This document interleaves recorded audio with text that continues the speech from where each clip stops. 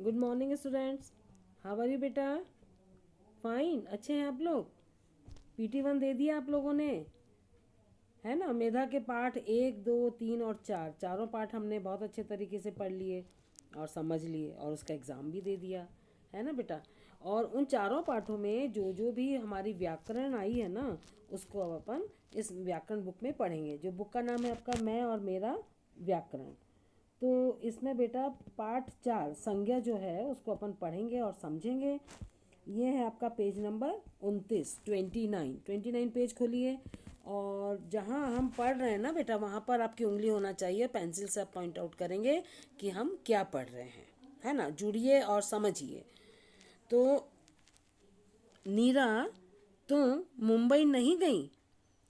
तो नहीं वैभव, मेरे मामा मामी शहर से आ रहे हैं, तभी तुम्हारे मुख पर प्रसन्नता और आनंद आनंद की चमक है। और हाँ, वे मेरे लिए उपहार और मिठाइयाँ भी ला रहे हैं। आपने देखा ये चारों बॉक्स जो हैं, इसमें नीले रंग से जो शब्द लिखे हुए ना बेटा, ये सारे शब्द संज्ञा शब्द हैं। देखो, नीरा नाम है, मुंबई भी एक जगह का नाम है, ये दोनों संज्ञा हैं। इसमें वैभव और मामा मामी ये भी नाम है, तो ये भी संज्ञा है। और इधर देखो तीसरे ब्लॉक में प्रसन्नता और आनंद, इनमें आनंद और प्रसन्नता का भाव आ रहा है, तो ये भाववाचक संज्ञा में संज्ञा है। और इधर देखिए उपहार और मिठाइयाँ, ये भी चीज़ों के नाम है, तो ये भी संज्ञा है। अब उपयुक्त बातचीत में दिए गए, ऊपर जो बातचीत हो रही है ना, कम्युनिकेशन हो रहा है, उसमें रंगीन शब्दों को उचित स्थान पर लिखिए। नीचे दे रखा है कहाँ पे किस कौन से शब्द को लिखना है। व्यक्तियों के नाम कौन कौन से आए बेटा? एक तो आया है नीरा, और वैभव, वैभव भी व्यक्ति का नाम है, और मामा मामी ये भी व्यक्ति का नाम है। दूसरा है स्थानों के नाम। स्थानों में केवल एक मुंबई का नाम हमें दिख रहा है इसमें, तो मुंबई हमने स्थान के नाम के आगे लिख दिया। उसके बाद है वस्तुओं का नाम। वस्तुओं के नाम में है उपहार और मिठाई। उपहार मैंने गिफ्ट, तो किसी उपहार भी एक जगह चीज़ का नाम है, वस्तु का नाम है, और मिठाइयाँ भी वस्तु का नाम है। और भावों के नाम है इसमें प्रसन्नता, आनंद और चमक। चमक में भी हमें एक भाव महसूस होता है ना?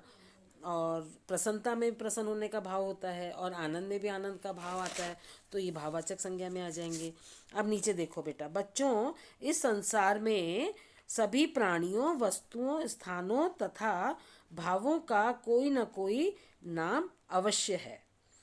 यदि हम किसी का नाम नहीं जानते हैं तो उसके बारे में बात करने में हमें असुविधा होती है, परेशानी होती है। अगर हम किसी का नाम नहीं जानते हैं तो हम उसके बारे में कैसे बताएंगे? तो नाम का बोध कराने वाले शब्द संज्ञा होते हैं। इस प्रकार ये अगला पेज पलटेंगे, आप नेक्स्ट पेज पर आ जाएंगे बेटा। नेक्स्ट पेज है हमारा 30 पेज पर आएंगे। इसमें लिखा है किसी प्राणी, वस्तु, स्थान या भाव के नाम का बोध कराने वाले शब्दों को संज्ञा कहते हैं। आया समझ में? किसी व्यक्ति का नाम, किसी चीज़ का नाम, किसी स्थान का, जगह का नाम, और फीलिंग्स जहाँ जिसमें आती भाव आते हैं, इन सारे शब्दों को हम क्या कहते हैं बेटा?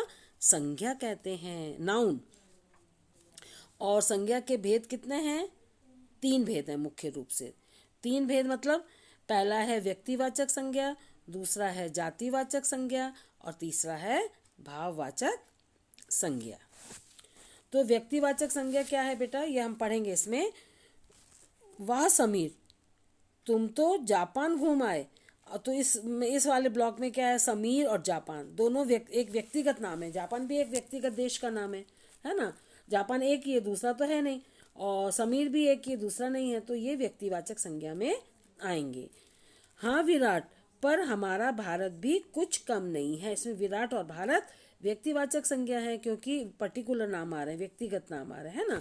यहाँ समीर और विराट विशेष व्यक्तियों के नाम हैं, तथा भारत और जापान विशेष स्थानों के नाम हैं।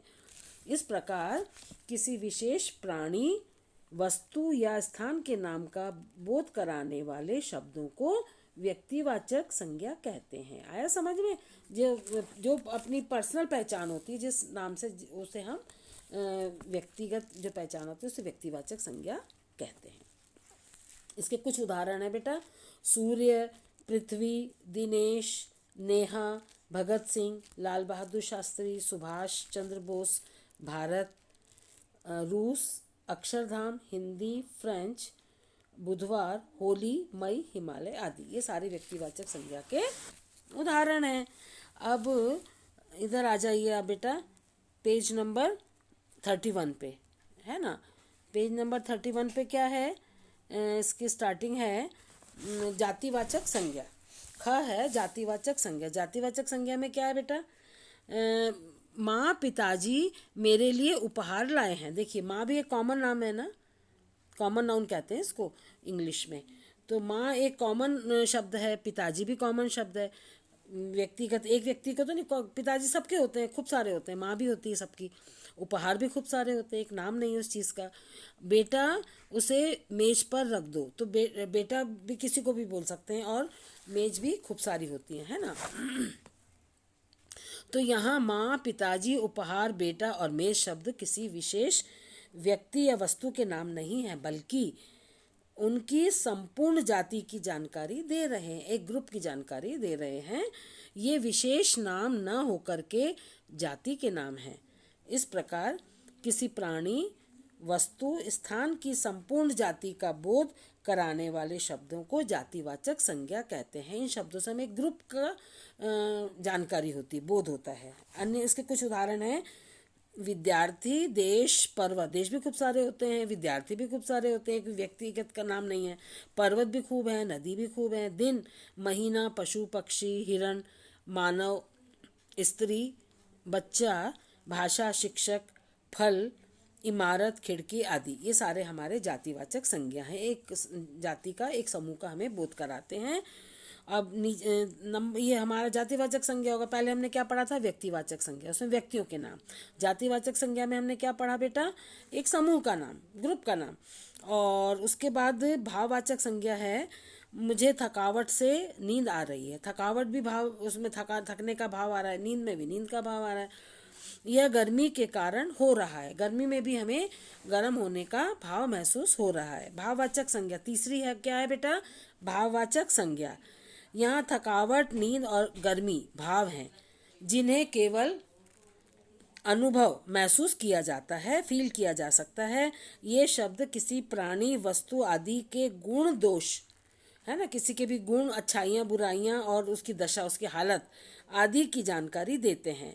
इस प्रकार जैसे किसी व्यक्ति, वस्तु या स्थान के गुण, दोष, दशा आदि का बोध कराने वाले शब्दों को हम क्या कहते हैं बेटा, भाववाचक संज्ञा। आया समझ में, संज्ञा किसे कहते हैं, किसी व्यक्ति, वस्तु, स्थान और भाव के नाम को हम संज्ञा कहते हैं।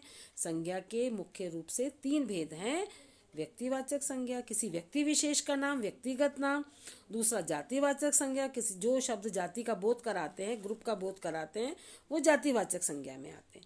तीसरा भाववाचक संज्ञा, जिन शब्दों से हमें भाव महसूस होता है, किसी की हालत का पता चलता है ना, किसी व्यक्ति की अच्छाई बुराई का पता चलता है, वो क्या महसूस कर रहा है उस बात का पता चलता है, तो उसे हम क्या कहेंगे बेटा, भाववाचक संज्ञा। तो आज की कक्षा हमारी यहीं समाप्त होगी, और आपका गृह कार्य यही है, ये तीनों पेज 29, 30 और 31, तीनों पेजेस को आप उंगली लगा के 2 बार पढ़ेंगे और समझेंगे। इनमें से आपको 5 प्रश्न अपने पसंद के बनाने हैं और उनका उत्तर लिखना है, राइट। और आपको अपनी रफ कॉपी में लिखना है बेटा, है ना, और याद भी करना है, समझना है। बाकी का अपन आगे का जो इसका पोर्शन है वो कल पढ़ेंगे। धन्यवाद।